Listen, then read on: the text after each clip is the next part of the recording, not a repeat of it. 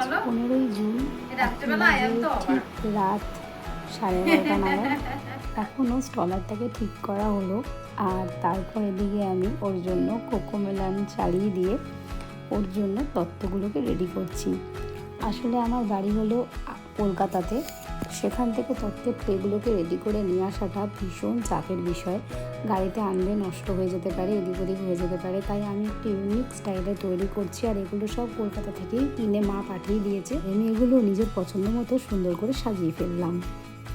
ওর ভীষণ ইন্টারেস্ট দেখতে পাচ্ছি।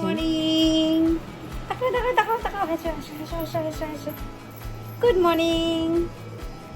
আজকে আমার চিংড়ির অন্নপ্রাশনের আগের দিন, মা ষষ্ঠী পুজো।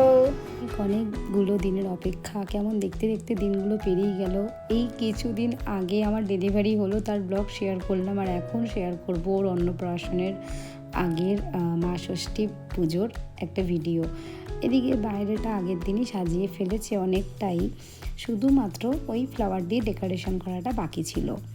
এইবারে ঠিক করেছি আমরা যে এই বড় বারান্দাতেই করা হবে। আর ও কিন্তু ষষ্ঠী পুজোর দিন থেকেই গিফট পেয়ে চলেছে। কি সুন্দর দেখতে এই স্কার্টটা আর এই হলুদ রঙের টপটা। ওর হলুদ কালারটা ভীষণ লাকি ফ্যাক্টর, তো সে কারণে আমি না লক্ষ্য করলাম যে সমস্ত কিছু প্রায় হলুদ রঙেরই ও গিফটগুলোও পাচ্ছে আনফর্চুনেটলি। এই জামাটাও অসাধারণ দেখতে, আর এইগুলো যে আমি কবে পরাবো ভগবান জানে। নিজের জামা নিজের কাপড় নিয়েও বিন্দু মাত্র মাথা ব্যথা নেই। সারাদিন ধরে গোছানো পর্ব শেষ করে অবশেষে শুরু হলো পুজো পর্বটা।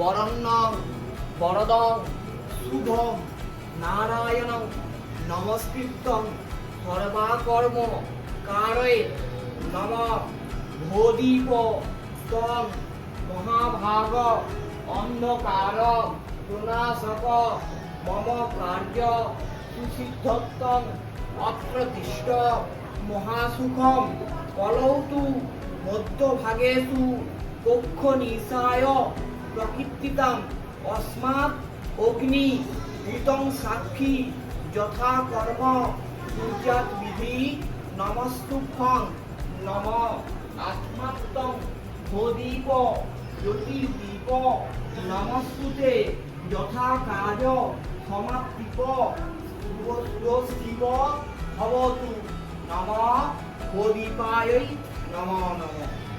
এদিকে মঙ্গল ঘট প্রতিস্থাপন হয়ে গেছে, আর ওই যে স্বস্তিক চিহ্নগুলো, ওগুলো সেই আমাদের বিয়ের সময়কারের 5 বছর আগের এই ব্রাহ্মণ ঠাকুরের হাতেই তৈরি করা। জাগ প্রদীপ জ্বালতে হবে, আর জাগ প্রদীপ জ্বালা শুরু হওয়ার পরেই মায়ের পুজো শুরু হবে। শুনেছি এই পুজো নাকি শুধুমাত্র মায়েরাই উপোস থেকে করেন, কিন্তু আমাদের ভাবনায়, আমাদের চিন্তায় শুধু মা কেন, বাবা কেন কোনো কিছু করতে পারবে না?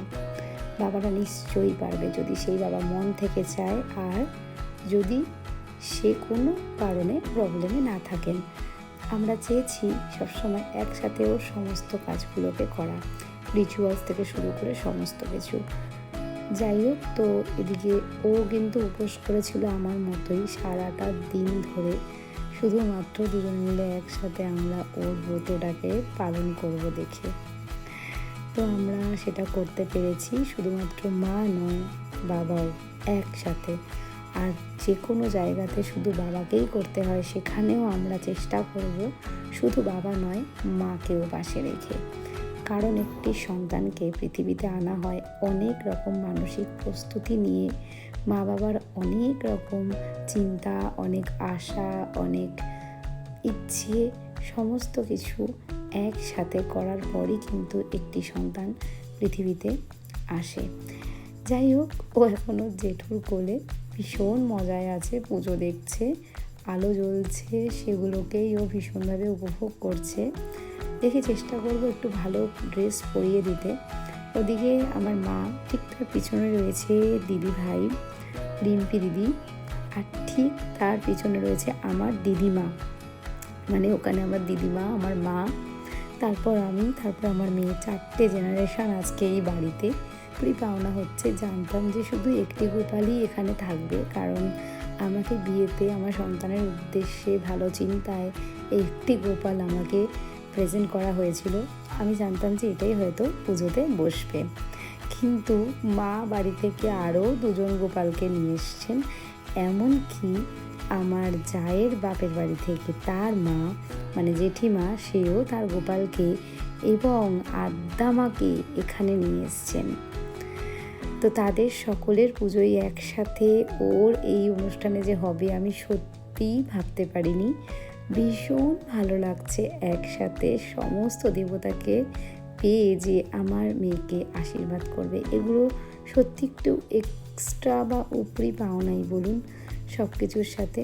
যাই হোক, সমস্ত কিছুর শেষে এটাই চিন্তা করব যে ও যাতে ভালো থাকে, সুস্থ থাকে, আমাদের মাঝে কোল জুড়ে আনন্দ করে সারাটা জীবন কাটিয়ে দেয়। আমাদের সমস্ত আয়ু যাতে ওকে ভগবান প্রদান করে। পরমং পদং সদা পশ্যন্তি সুরয়ং দিবি মাধব মাধব হৃদি সরন্তি সাধব সর্ব কার্যে শুক্লাম্বরম ধরং। আজকে ওর ষষ্ঠী পুজো, কিন্তু ঠিক তার আগের দিন থেকে সোমনাথ দা আর দিদিভাই এসে উপস্থিত হয়ে গেছিল। আর আজই ঠিক সকালবেলার দিকে আমার যা এবং আমাদের ছোট্ট বাবু, আর ঠিক দুপুরের দিকে আমার ভাসুর ঠাকুর তিনিও এসে এখানে পৌঁছে গিয়েছিলেন। 2 দিন আগে থেকে এই পুরো জায়গাটাকে পরিষ্কার করা, সুন্দর করে সাজানো, সুন্দর করে সব সেট আপ তৈরি করাটা একটা ভীষণ ঝুঁকিপূর্ণ কাজ ছিল, ভীষণ ইম্পর্টেন্ট কাজ ছিল। তো সেগুলোকে আর ব্লগের মাধ্যমে তুলে ধরতে পারলাম না, কারণ কাজ করতে করতে আর ব্লগটা সত্যিই করে হয়ে হয়নি।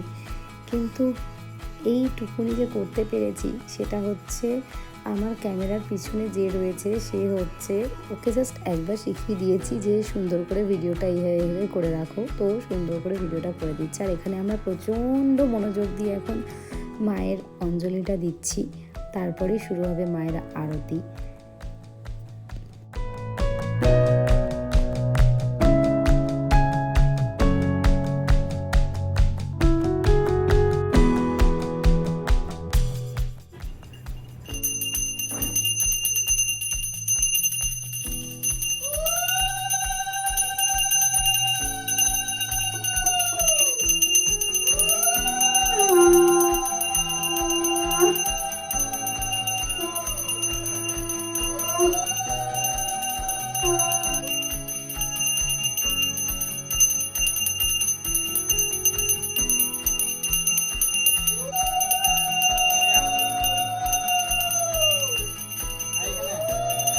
এতক্ষণ পরে দাদা চলে এসেছে, আর এখন এতক্ষণ ধরে ভিডিও করছে বড় দাদা।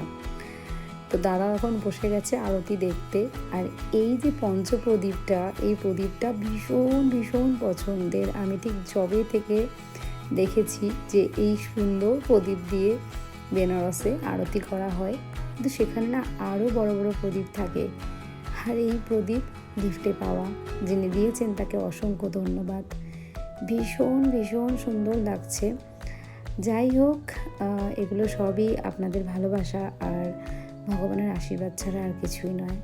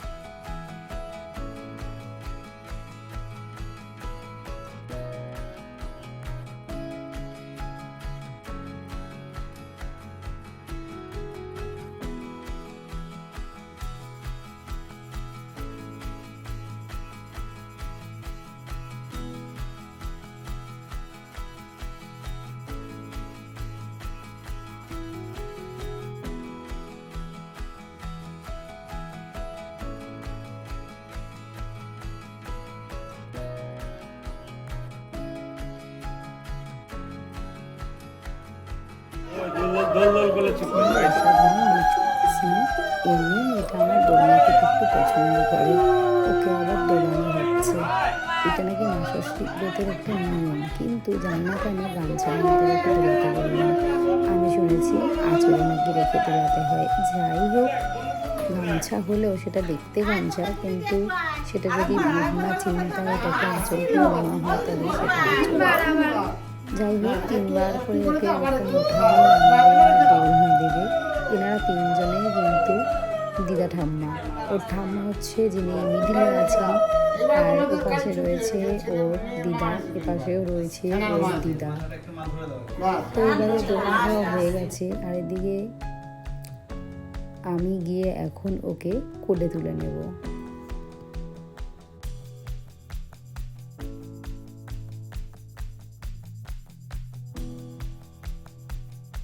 শুধু নাকি মাকেই কোলে তুলতে হয়, কিন্তু না, আমরা দুজনে মিলে একসাথে ওকে কোলে তুলব।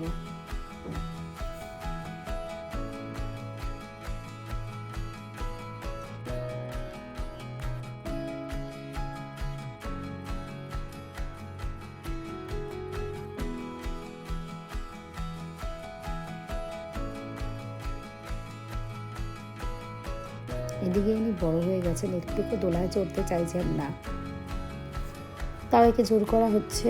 যদি একটু দোলায় চড়ে মনে হয় না চড়বে বলে। যাই হোক, এভাবেই হয়ে যাচ্ছে, কিছু বলার নেই, ওকে আর চড়া হয়ে গেল। পরেই নিয়ে আসছি ওর অন্নপ্রাশনের ব্লগটা, কিন্তু আরও সুন্দর সিনেমাটিক ভিডিওটাও নিয়ে আসবো। কিন্তু এই ভিডিওটা ভালো লাগবে, লাইক কমেন্ট শেয়ার সাবস্ক্রাইব করতে একদম ভুলবেন না। টাটা।